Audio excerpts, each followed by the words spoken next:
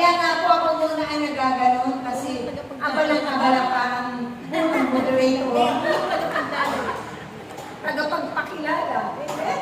Masaya ba kayo mga kapatid? Amen. Talagang dapat masaya ang bawat isa sa atin.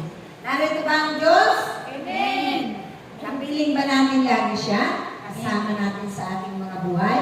Amen. Siyempre, naroon siya sa ating buhay lagi. Nariyan ang kanyang paggabay at pangunguna at ang kanyang mga pagtuturo, pagsasanay, pamamahala sa bawat isa sa atin. Amen?